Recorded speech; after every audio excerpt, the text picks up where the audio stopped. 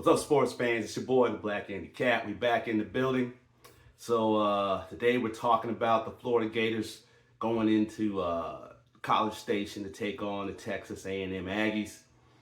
Gators coming off a big win against the Texas Longhorns, right? That was in the swamp, though. They did that at home, right? So now they got to take the show on the road and try and beat the Aggies, all right? So who most people, including myself, think are a much better team. Before I go any further, don't forget to like and subscribe, or subscribe and then like the video, all right? Keep it moving. So, but at the end of the day, how you feeling, Gator fans, about that win against Texas, right? It was great. Great to see the Gators get a win. Great to see the offense get back on track. Great to see DJ Lagway actually look like the quarterback we thought he was and who we saw at the end of last season. We don't know what the situation was. Was he hurt? Supposedly he was hurt, didn't get reps with the first team or with the 11 on 11 with the best. Well, I don't know, right? Billy Napier's got all kind of stuff floating around. He doesn't give any information, so we're left to guess as to what was actually going on. But this week, got to take on Texas A&M. A lot of buzz in Gator Nation. People are talking about, oh, the Gators back. Slow your roll, baby. Slow your roll. Because first thing is, Texas doesn't appear to be that good of a football team now that we're here, right? There was a lot of hype coming into the season because of Arch Manning. But doesn't look like Texas is all that. Matter of fact, Texas looks like another version of the Gators, let's be honest, right? A team that has talent, but doesn't really play up to the level of talent that's on the roster, right? So Sark probably going to catch a lot of heat if things don't get much better before the end of the season. You're looking like a guy who might be on the bubble at some point. Last season is going to keep him out of trouble, but if things don't get better this season, there's going to be a lot of noise about Sark. But that's neither here nor there. Let's get into it and talk about our Florida Gators. And one thing I did notice, I checked out some film study. If you've ever seen GNFP, I think it is, out there on YouTube, check those guys out. He does a film breakdown of the Gators. He also has a Patreon channel where you can go and he gives a complete breakdown of the entire game. I think almost every play.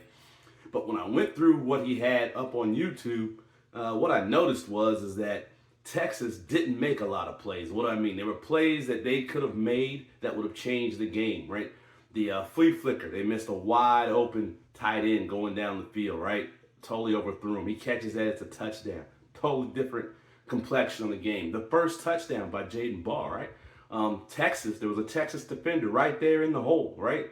Just that ball through a move, dude, ankles broke, he fell down the ground, and Jaden Ball broke to the outside and scored a touchdown. But for the rest of the game, they were there and they made that tackle. So if Texas makes some plays in that game, that game is completely different in terms of the Gators having a big lead and being able to coast. I also look at what happened. I said this in the post-game of that, my post-game podcast of that game was, the Gators didn't look that great in the second half. They essentially got shut down with the exception of that one play by Dallas Wilson where the defender fell down, right?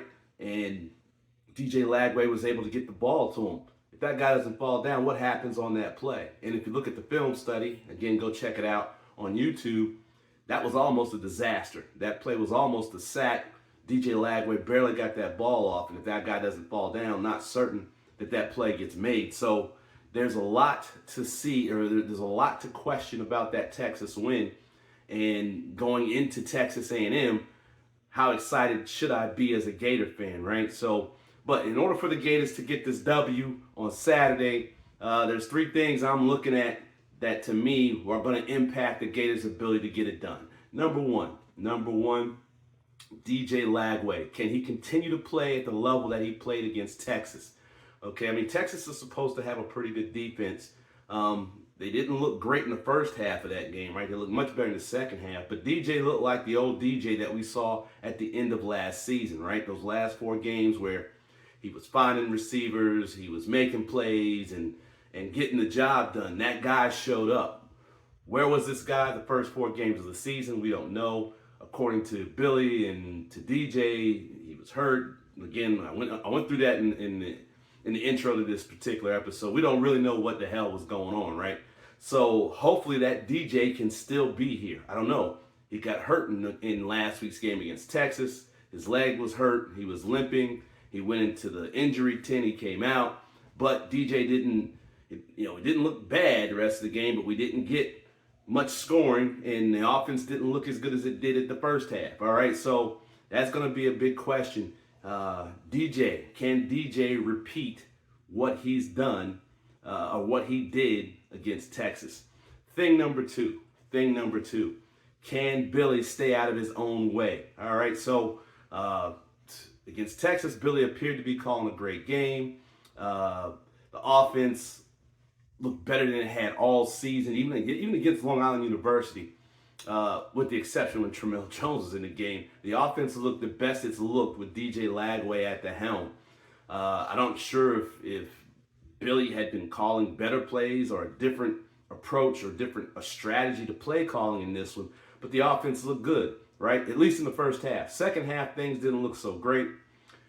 I'm not sure, what happened there. Were there adjustments made and Billy couldn't make the adjustments? But I will say this happened last season. Even during the 4-game winning streak, the Gators looked good in the first half. Second half, they would always struggle and have to fight to finish the game. So it looks like teams are making adjustments at halftime, and Billy's having difficulty figuring out how to counter adjust after the half. Does that happen? Okay, does that happen? Thing number three, I believe Texas A&M is a more talented team, and I think they're going to make more plays than Texas, all right? I think they're a better team than Texas. Let me say that first. I believe Texas A&M is a better team than Texas. I think they're a more talented team than Texas, and I think they're going to make more plays than Texas. That's number three. There's three inside that number three. This is an all-around better team. Better than Texas. Can the Florida Gators step up on the road and beat that team that they're going to see Saturday, which is going to be better than Texas? Like I said, I'm not certain Texas is all that great a team. Will they even be, just not a great team. I don't care if Arch Manning's quarterback in that squad. They just didn't look very good. What we've seen of Texas A&M, they look pretty good, right? And they're ranked very highly. So at the end of the day, can the Gators step up against better competition, right? To date, other than the Miami Hurricanes, the Texas A&M team might be the best team the Gators have played all season, again, after the Miami Hurricanes. So those are my three things going into the Texas A&M game. Let me know what you think in the comments. Again, subscribe to the channel, like the video. This is your boy, the Black Handicap. I'll see you next time. Peace.